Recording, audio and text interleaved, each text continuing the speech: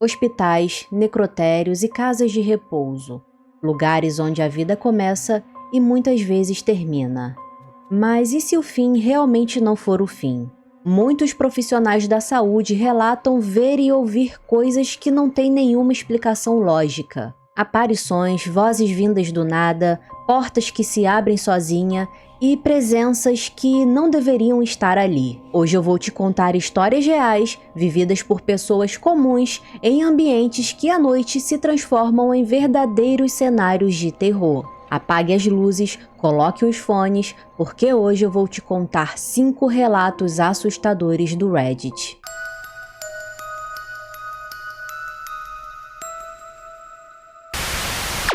O elevador do hospital. Quando eu tinha 35 anos e trabalhava como técnico de manutenção em um hospital antigo, algo intrigante aconteceu. O hospital tinha várias peculiaridades, mas uma se destacava. Todos evitavam usar um determinado elevador, acreditando que ele levava para um lugar além do hospital. Os funcionários preferiam usar as escadas ou outros elevadores, e as histórias sobre o elevador misterioso eram frequentes. Embora as histórias fossem vagas, todas compartilhavam um ponto em comum. Algo estranho acontecia com quem usava aquele elevador. Eu, sendo cético por natureza, não acreditava nessas superstições. No entanto, a curiosidade sempre me incomodava, especialmente ao passar pelo corredor onde o elevador estava localizado, quase sempre em silêncio, como se estivesse esperando alguém usá-lo. Certa noite, durante um turno tranquilo, recebi uma chamada de emergência. O elevador amaldiçoado apresentava um defeito e precisava ser consertado. Ignorando os alertas dos colegas, peguei minha caixa de ferramentas e fui até o elevador. Ao chegar, o painel piscava descontroladamente. Abri a caixa de manutenção e comecei a trabalhar nos circuitos. De repente, as portas se fecharam e, com um estrondo, o elevador começou a descer. Tentei parar a descida, mas os botões não respondiam. E a cabine tremia enquanto descia cada vez mais, além dos subsolos conhecidos do hospital. Finalmente o elevador parou, e as portas se abriram com um rangido, revelando um corredor escuro e sombrio que não constavam nas plantas do hospital. O ar era denso e frio. Um silêncio opressor preenchia o espaço. Hesitei por um momento, mas a curiosidade e o senso de dever me empurraram para fora da cabine do elevador. Com a lanterna na mão, saí do elevador e comecei a explorar o corredor estreito e longo, com portas antigas e trancadas. O ar estava impregnado com um cheiro metálico e rançoso. Enquanto caminhava, ouvi vozes indistintas, como se várias pessoas estivessem conversando em uma língua desconhecida. A sensação de estar sendo observado era intensa. A luz da lanterna tremia, criando sombras dançantes nas paredes. As portas tinham uma energia sinistra, e sons de movimentação e choro vinham de trás delas, aumentando meu medo e confusão. Os sussurros se tornaram quase ensurdecedores à medida que eu avançava. Meu coração batia descontroladamente e comecei a suar frio. Sabia que precisava sair dali, mas o elevador parecia cada vez mais distante. De repente, as luzes do corredor piscaram e se apagaram por um instante. Quando voltaram, a intensidade dos sussurros aumentou, porém agora acompanhada de gemidos e risadas sinistras. Corri de volta para o elevador, mas parecia que o corredor se estendia interminavelmente. As sombras pareciam ganhar vida, se movendo nas extremidades dos meus olhos. Finalmente alcancei o elevador, que milagrosamente ainda estava aberto. Pulei para dentro e comecei a apertar freneticamente o botão para subir. As portas se fecharam lentamente e o elevador começou a subir com um solavanco. Mas os sussurros não cessaram imediatamente, continuavam ecoando na minha mente enquanto eu subia. Quando as portas finalmente se abriram no andar habitual, saí correndo, suando e ofegante, mas aliviado por estar de volta ao hospital que conhecia. Saí correndo e quase trombei com o enfermeiro. Ofegante, expliquei a situação a ele. Cético, mas preocupado, ele chamou o chefe da manutenção e a segurança, e logo uma pequena equipe se reuniu ao redor do tal elevador. O chefe da manutenção, experiente e cético, decidiu verificar por conta própria. Observei enquanto ele examinava o circuito. Tudo parecia normal. O elevador estava inativo, mas para minha surpresa, o chefe da manutenção encontrou um botão oculto, coberto de poeira e disfarçado entre os controles. Ele pressionou o botão e uma tela secreta se iluminou, mostrando o mapa detalhado do hospital, incluindo o misterioso subsolo, que não constava nas plantas oficiais. Todos ficaram em silêncio. Chocados com a revelação, decidiram descer novamente, mas dessa vez com uma equipe de segurança armada. Eu insisti em não ir, mas a curiosidade me venceu e acabei acompanhando o grupo. Descemos em silêncio, preparados para qualquer coisa que pudéssemos encontrar. Quando as portas se abriram novamente no corredor escuro, os seguranças avançaram com lanternas e armas em punho. O corredor parecia ainda mais sinistro do que antes.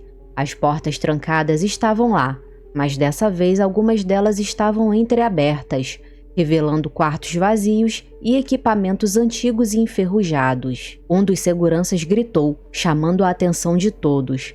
Corremos até ele e encontramos uma sala com paredes cobertas de símbolos estranhos e marcas de garras. Os sussurros começaram novamente, ecoando pelas paredes. Os seguranças, visivelmente assustados, decidiram que era hora de voltar. Saímos apressadamente, mas não antes de ver uma sombra se mover no final do corredor, com olhos brilhando na escuridão, e então as portas do elevador se fecharam. Começamos a subir. O caminho de volta foi tenso e silencioso. Quando chegamos ao andar principal, o chefe da manutenção ordenou que o elevador fosse desativado permanentemente. Colocaram fitas de advertência, bloquearam o acesso ao subsolo e todos os funcionários foram instruídos a nunca mais usar aquele elevador. Até hoje, o mistério do subsolo e das vozes permanece. As memórias daquela noite ainda me assombram. É algo que jamais esquecerei.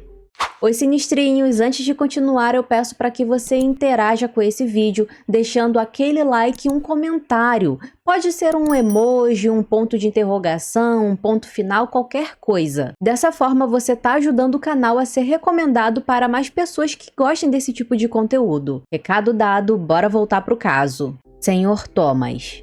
Trabalhei em um lar de idosos muito bom por um tempo como técnica de medicamentos enquanto estava na faculdade. Trabalhei na unidade de cuidados com a memória. Os pacientes eram genuinamente bem cuidados, felizes, as instalações eram limpas, era um ótimo local. Um dos pacientes, o Sr. Thomas, estava lá desde o dia da inauguração. Ele era muito peculiar e gostava das coisas do seu jeito.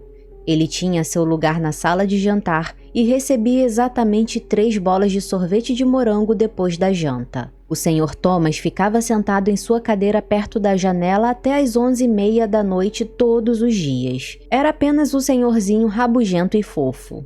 Bem, inevitavelmente ele faleceu e uma nova paciente se mudou para o quarto menos de uma semana depois. Ela levou suas próprias coisas, mas colocou sua cama e sua poltrona no mesmo lugar que as do Sr. Thomas. Na primeira noite, após uma ronda, estava de bobeira depois que os pacientes estavam na cama.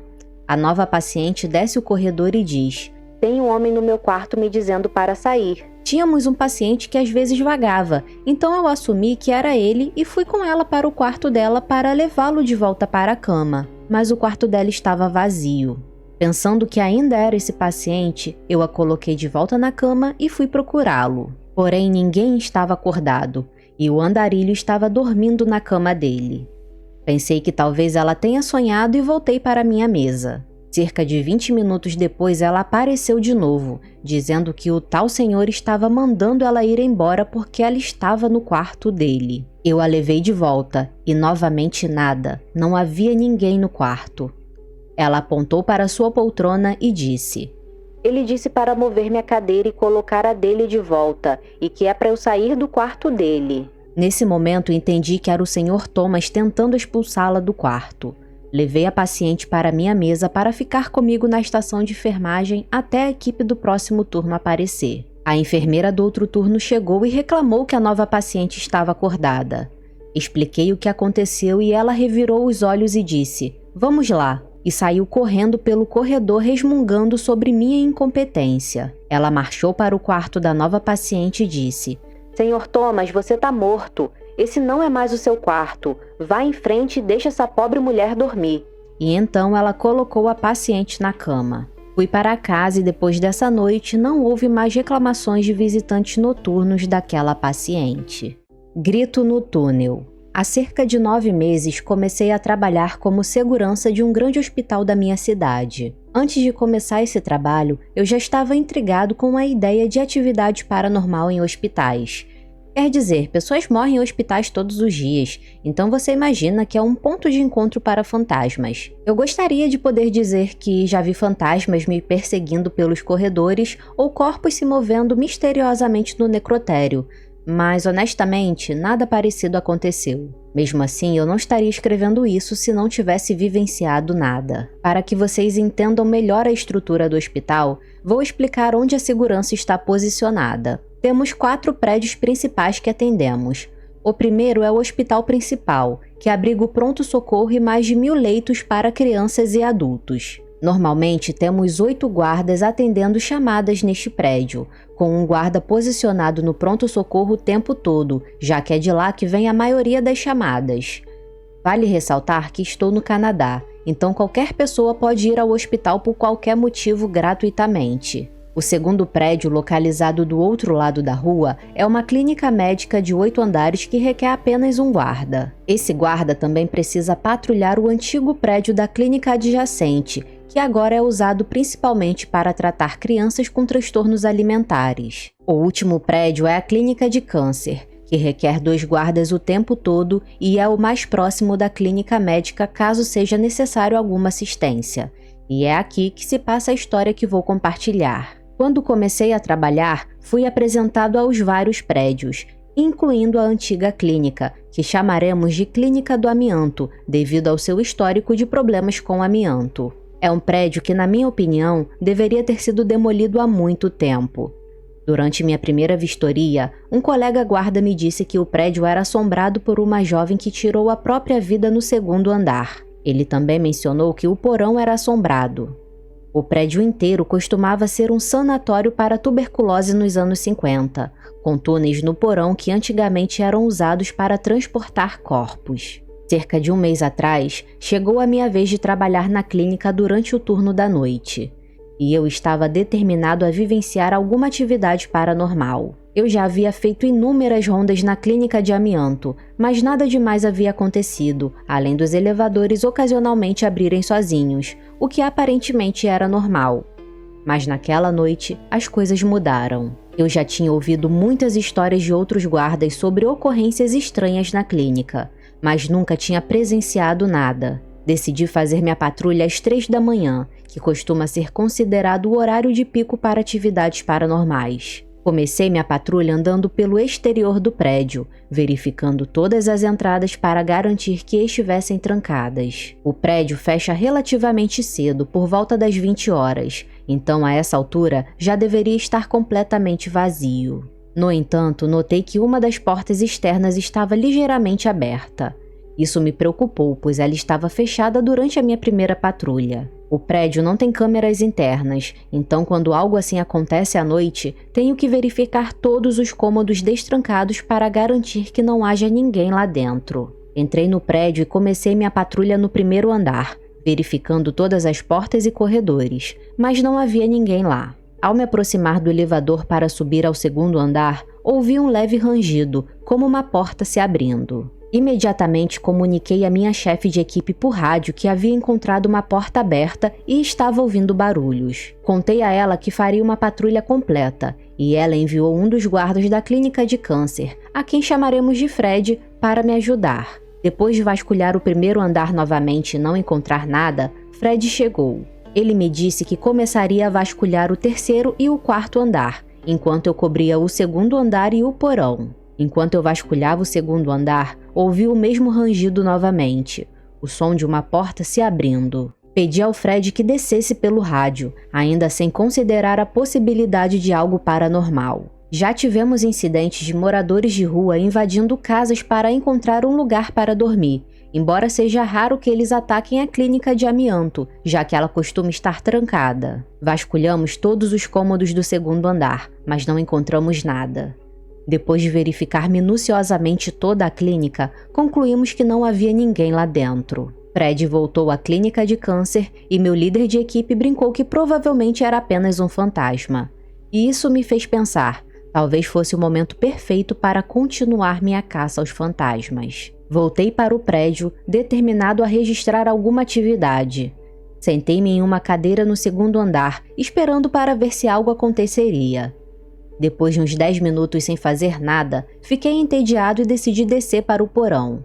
O porão é um lugar sinistro, cheio de túneis que agora levam, em sua maioria, a lugar nenhum. Decidi explorar um deles, já que nunca tinha feito isso antes, e parecia ser o momento perfeito. Assim que saí do elevador, dirigi-me a uma das portas trancadas que levavam ao túnel mais longo. A maioria dos túneis estava completamente bloqueado, mas este se estendia. Destranquei a porta e me aventurei pelo túnel, notando o bip do meu rádio indicando que havia perdido o sinal, um problema comum em porões. Ao chegar ao final do túnel, minha lanterna começou a piscar. Decidi ficar parado e ouvir. E para meu choque, ouvi um grito feminino de gelar o sangue vindo do início do túnel. Quase morri de susto. Virei-me apontando minha lanterna de volta para a entrada e comecei a correr em direção ao grito.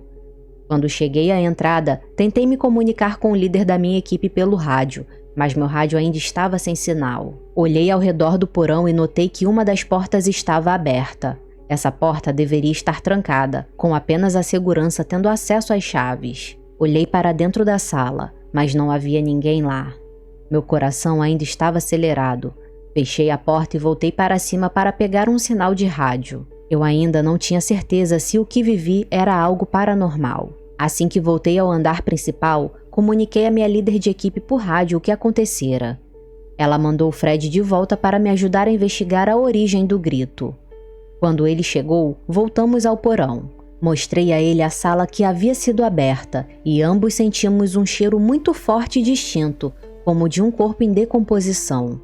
Tendo trabalhado um tempo no necrotério do hospital, eu estava bem familiarizado com aquele cheiro. Vasculhamos toda a sala, mas não encontramos nada. Fred brincou que a sala poderia ter sido usada para pacientes com tuberculose que não sobreviveram, mas na verdade nenhum de nós tinha certeza para que aquela sala havia sido usada. Concluímos que estava tudo bem e decidi que já tinha passado tempo suficiente na clínica de amianto por uma noite. Desde então, tenho feito minhas rondas no porão às pressas, pois aquele cheiro ainda persiste sempre que passo por ali. Choro no necrotério. Minha história é curta, mas apesar disso, me deixou com traumas por vários anos. Trabalhei por um tempo como assistente de médico legista de um hospital. Eu não tinha nenhuma experiência de trabalho e também não acreditava em coisas paranormais ou algo do tipo. Meu turno era à noite e um colega que já havia trabalhado no mesmo lugar me disse que coisas estranhas aconteciam à noite, mas que eu não deveria me assustar, que eu deveria apenas ignorar e continuar com meu trabalho. Eu era um pouco cético, então não dei muita atenção. Uma noite, o médico me pediu para ir checar a câmara fria para confirmar o número de corpos que haviam lá. Caminhei pelo longo corredor que levava àquela sala. Algumas luzes não funcionavam, então sim, parece clichê, mas estava um pouco escuro. É um hospital do governo, então você pode imaginar como as coisas eram. Entrei na sala e comecei a contar os corpos. De repente, vi pelo canto do olho como um dos corpos, coberto com lençol, parecia ter virado a cabeça. Eu me virei muito rápido e meu coração começou a bater forte. Caminhei em direção ao corpo e, ao descobri-lo, vi que sua cabeça estava apontando para onde eu estava. Senti um frio subir por todo o meu corpo, mas tentei me acalmar e continuei a contagem. Tudo estava em silêncio, quando ouvi claramente um choro masculino de partir o coração vindo daquela mesma sala. Eu nem precisei me virar para imaginar o que havia acontecido. Saí de lá correndo o mais rápido que consegui. Cheguei à sala onde o médico estava. Eu estava pálido e aterrorizado, mal conseguia falar. E para ser honesto, eu não queria contar nada ao médico, embora em seu silêncio eu pudesse entender que ele sabia que algo havia acontecido. Eu só queria que amanhecesse para sair de lá, e para ser sincero eu não queria voltar mais naquela sala. Mas eu tinha que fazer isso, pois era necessário para poder terminar o meu trabalho. Durante os meses seguintes, muitas coisas aconteceram novamente, mas vou deixar isso para outra história. Quarto 1. Onde trabalho tem um quarto específico onde coisas estranhas acontecem nele. Os pacientes passam mais tempo naquele quarto do que em qualquer outro. A maioria afirma ver ela nos cantos superiores do quarto, atrás da porta ou atrás das cortinas. Quando pressionados para descrever ela ou quem ela é, os pacientes apenas apontam em uma direção e dizem ela. Eles raramente falam dela no passado, normalmente no presente, como se ela ainda estivesse lá. Nesse quarto, as luzes piscam, principalmente quando você as desliga.